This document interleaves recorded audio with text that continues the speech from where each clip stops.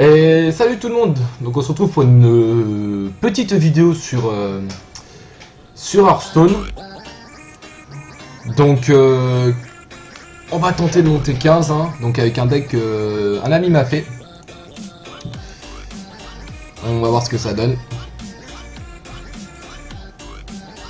Donc je suis parti donc sur un chasseur, c'est un chasseur je sais même pas comment expliquer, c'est même pas bête en plus, donc on va dire qu'il y a de la bête, il y a de la provoque, enfin c'est un... Je pourrais pas expliquer, je vous montrerai le deck, qu'est-ce qu'il y a dedans après. Et vous verrez par vous-même. Donc tour 2, on va tenter de choper une bonne carte cash. Si possible. Bon c'est bien. Au moins il sait que j'ai ça, c'est-à-dire que les grosses cartes, s'il les met pas... S'il met une grosse carte, je pourrais la clear rapidement grâce à ça. Donc ça je le garde jusqu'à la fin. Tant qu'il a pas mis une 7 ou plus, j'aurais pas besoin de les mettre. Donc voilà. Figure découvre un cristal de mana vide. Ah oui, pas mal. C'est bien ça. C'est pour ça que j'aime pas jouer contre les démonistes et les druides. La dernière fois je suis tombé contre un druide qui est arrivé à 10 cristaux au premier tour pratiquement. C'était plutôt sympa. Le mec il pouvait pas avoir une meilleure main.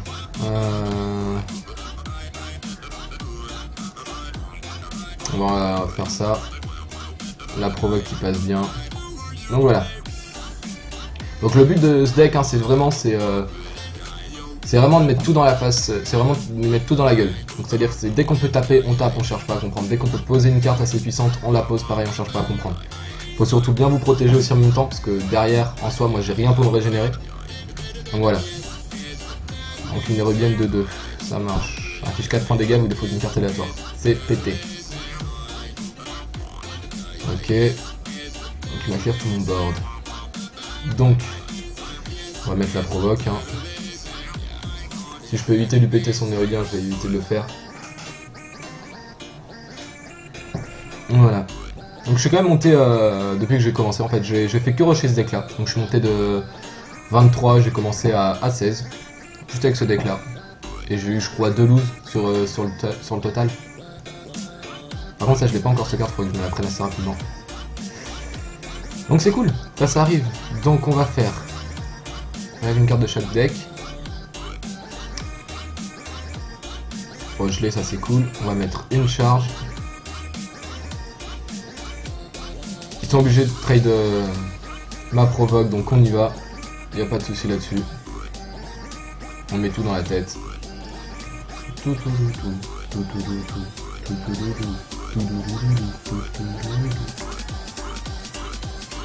Voilà.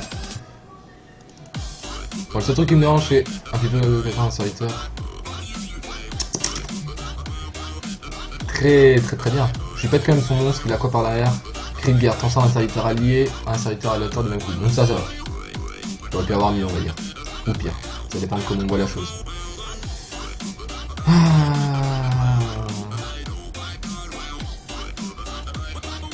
On va faire ça.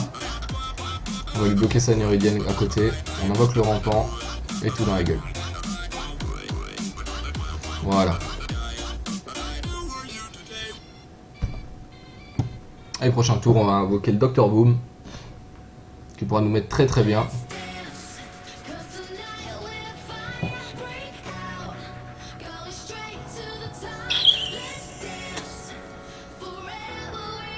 Il va essayer de me clear un maximum de trucs, je pense. C'est dommage. On va dire que j'aurais préféré qu'il me tape moi, quoi.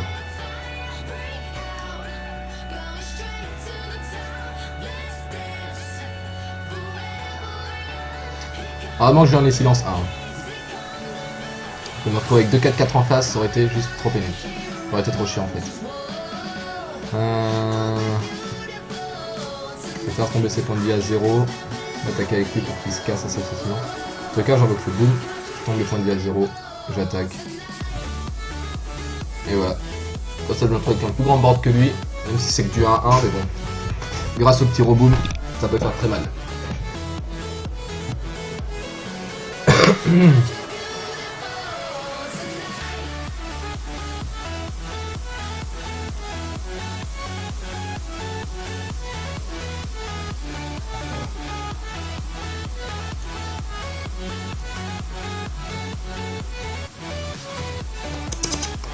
Aïe, ça fait mal. Ok, il me clear lui. Ça passe. Bon, ça évite qu'il me touche, ça évite qu'il me tue moi en fait. Ça évite qu'il m'enlève des points de vie à moi. Parce que derrière, il peut rien invoquer. À part perdre des points de vie. En tout cas, il pourra rien invoquer ce tour-ci. Donc on va dire que je suis clear, donc on va faire comme ça. Ça, parce que j'ai toujours pas eu de secret.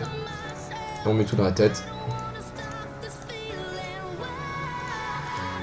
S'il n'a pas ne serait-ce qu'une provoque ou quoi, le tour prochain je gagne. Même s'il clear mon board, je risque de lui mettre trop de dommages avec les roboom, donc je gagne. Obligatoirement je gagne. Voilà, c'est pas trop mal. Un petit deck. Invoque un diablotin chaque fois que ce serviteur subit des dommages. On va faire plus d'un serviteur. Ah, il a rien en fait derrière. Il a rien derrière.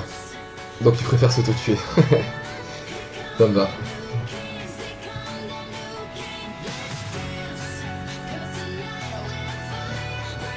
Donc voilà. Alors mon deck, je vous le montre un peu pour que vous voyez avec quoi je joue exactement. Donc mon deck chasseur, c'est lui que je joue le plus souvent. Donc dans ce deck, qu'est-ce qu'on a? On a une marque du chasseur, comme vous voyez, qui peut être vraiment bien utile, qui coûte 0 en plus, donc toujours bien à mettre. Un petit gomme lépreux, pareil pour l'early game, toujours à mettre. Donc avoir quand même pas mal de cartes 1-2-1. Un sergent grossier, que moi je préfère garder plus pour le late game, à jouer toujours au deuxième tour. Si tant que vous n'avez pas de monstre, n'invoquez pas, à part gaspiller la carte, ça fera rien de plus. Parce que si vous la jouez, vous avez rien à côté, vous serez obligé de mettre les deux attaques au serviteur adverse. Donc c'est pas fou. Donc toujours garder. Les deux tisseuses, pareil pour l'early game, parce qu'on peut avoir de bonnes bêtes derrière. Donc avoir une bête peut-être avec provocation, avoir quelque chose d'assez bien. Merde. Donc les pièges explosifs, donc les deux seuls secrets de mon deck, qui vous sauvent la vie quand même pas mal de fois pour vous protéger, on sait jamais. Une chouette, pareil pour réduire au silence un adversaire derrière, comme vous avez pu voir, je l'ai fait sur l'œuf. Je sais même plus comment ça s'appelle du tout. Qui peut être donc pareil très utile. Deux élects du roi, toujours. Pourquoi? Parce que ça vous permet pareil d'avoir deux bonnes cartes assez rapidement. Ça vous évite d'attendre de les piocher. Deux rampants, pareil, tout ça c'est pour l'early game. Deux savants vous, quand il meurt, je récupère mes deux pièges explosifs si j'ai toujours pas, qui les pose instantanément donc sur le board. Ensuite on va arriver donc sur l'arc de Corneleg. Donc une arme pour chasseur qui est vraiment excellente, combinée donc avec les pièges explosifs. C'est d'ailleurs c'est une arme qui a, au lieu d'avoir 2 de durabilité, en aura 4 en tout, si vous arrivez à bien le jouer. Puis c'est toujours bien d'avoir une arme. Deux compagnons aléatoires, donc qui peuvent vraiment vous sauver la vie. Pareil, ça peut vous invoquer n'importe quel compagnon, donc c'est-à-dire une provocation qui vous donne des dommages en plus. Enfin voilà, quelque chose qui peut vous sauver la vie. Deux ordres de tuer aussi, parce que sinon vous n'avez pas grand chose pour clear le board, donc à part votre secret, donc il vous faut ça aussi, ça peut être intéressant. Chasseur de gros gibier, pareil, donc si quelqu'un a vraiment une grosse... Vous savez jamais contre quoi vous allez tomber, peut-être que c'est quelqu'un qui joue avec des grosses cartes, donc celle-là aussi, toujours à garder en cas de dernier recours. Chevaucheur loup, donc pour mettre du dommage assez rapidement. Ça peut, pareil avec du char, puisque le but de ce deck c'est vraiment tout mettre dans la gueule de l'adversaire. Une flèche multiple, pareil pour clear le board. Parce que comme je vous dis, vous n'avez pas grand chose sinon. Une provocation à côté. On prend deux provocations aussi avec Crash Vase, parce que en tout ça vous en donne 4. Donc ça peut être vraiment intéressant, que ça il est quand même assez fort. Dessus on met un Oreb, donc placé bien stratégiquement, on va dire ça comme ça, c'est-à-dire que si vous avez un bon board, vous placez Oreb dedans, vous êtes sûr qu'il ne pourra pas vous clear votre board. Parce qu'en soit, peut-être le seul truc qui peut clear le board en entier, c'est celle des mages qui coûte 7, au final elle va coûter 12, donc il ne pourra jamais l'invoquer. Celle des démons qui coûte 10, enfin, dans tous les cas vous allez être sauvé. Si vous jouez ça, vous êtes sauvé, vous sauvez votre board. Une grande crinière de savane vous mettez, pareil avec la petite râle d'agonie qui vous invoque 2 yens derrière, donc c'est vraiment intéressant, parce que le but c'est toujours de mettre tout dans la gueule, donc quand ce sera vous jouer, les 2 yens pourront attaquer. Un Docteur Boom, l'une des cartes les plus cheatées je trouve, toujours pareil, à mettre dedans, ça vous invoque deux petits roboom à côté qui pareil font de 1 à 4 de dommages. Et en dernier moi je mets celui-là, Dieu des shifters de Sneak, parce que même si elle meurt, ça te réinvoque un légendaire derrière. Si t'as de la luck, tu peux rechoper quelque chose de super bien, ou alors tu peux vraiment avoir de la merde. Ça joue tout, mais c'est intéressant. Donc voilà, ça c'est mon petit deck chasseur. Donc on va retourner en partie, on va monter le niveau 15 quand même. Si je gagne celle-là, je monte le niveau 15, ça pourrait être intéressant. Il y a juste à attendre. Si vous gagnez 500 matchs en partie classée avec une classe, vous obtenez un héros doré. C'est déjà pas mal. Faut juste qu'on gagne les 500 matchs. Bon, est-ce que vous entendez derrière, c'est mon chien qui boit. Un petit berger blanc. Contre un démoniste, encore. Ah, ça dépend. Si j'ai un bon early game, je peux peut-être gagner. On va retirer ces deux cartes là, on va garder le savant fou, la tisseuse. Ouais, c'est pas dégueu. C'est pas dégueu.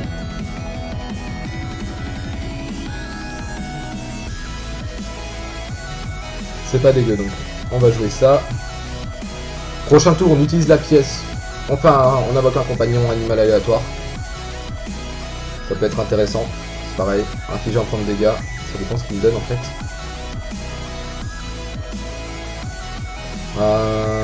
Deux élecs du roi. C'est pas dégueu. On va invoquer un élec. Hein. Le but, comme je dis, c'est vraiment d'avoir des cartes assez rapidement. Voilà. Déjà, j'ai un crash vase dans la main. Donc au tour 5, je suis sûr d'être au moins safe pendant un tour. Et voilà. Pour l'instant, on fait ça. Ouais, vu que c'est un peu chiant d'attendre à chaque fois, je m'éclate de tout faire sur la map, sinon c'est pas drôle. C'est quoi? Invoque un diablotin chaque fois que ce serviteur subit des dommages. Invoquer un savant. Je vais faire ça. Et je vais invoquer un évêque du roi. Voilà, deux provocations. Prochain tour, pareil, je suis safe, comme ça, prochain tour, je mets une provoque. Ça, je vais le garder encore. Pas besoin de le mettre maintenant. Parce qu'au pire des cas, il va me trade l'une des trois cartes, je pense. Ou alors il va m'en détruire une avec un sort. Et par derrière, j'aurai une provoque. Donc dans tous les cas, il sera obligé d'attaquer.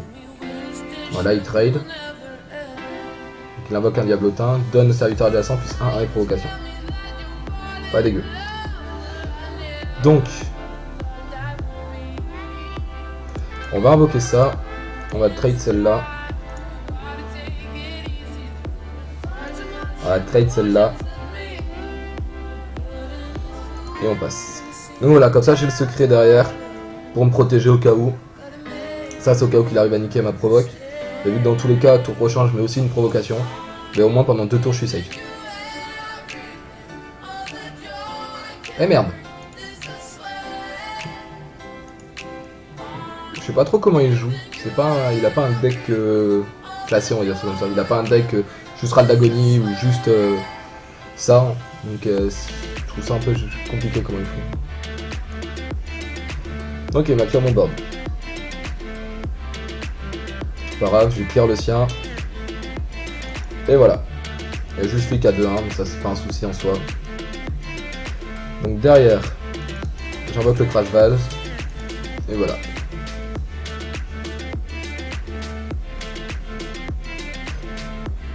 Ah, lui aussi il a un crash vase.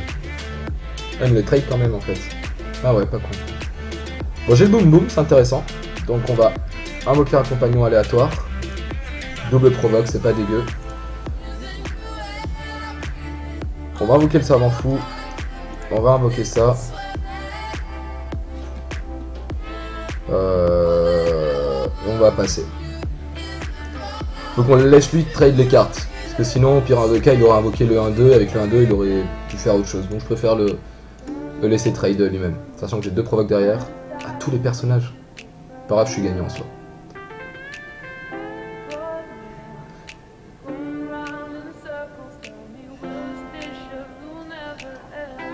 Ah, au final, il est gagnant le bâtard. Pas grave, on invoque boom boom cash.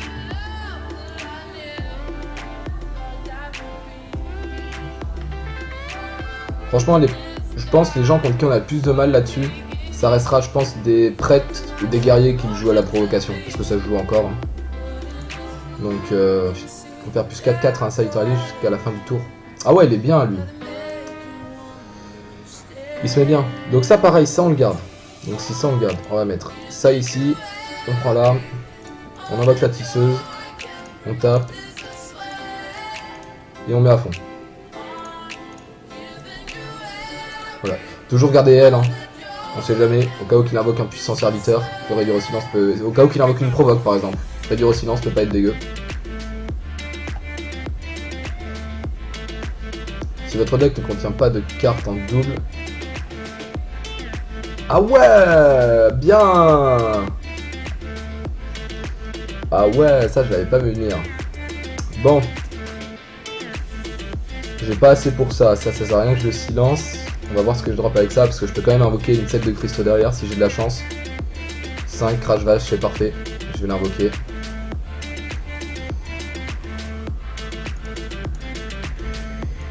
Et pareil.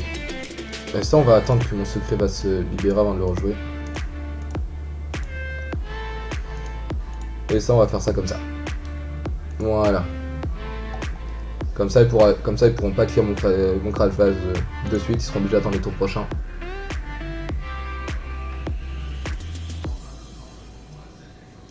Ne peut pas attaquer à la fin du tour, inflige 8 points de dégâts. What the fuck man. Bon ça je vais le clear. Ça c'est clair et net. Je le clear de suite. Parce que sinon j'y arriverai pas. Un nouveau message.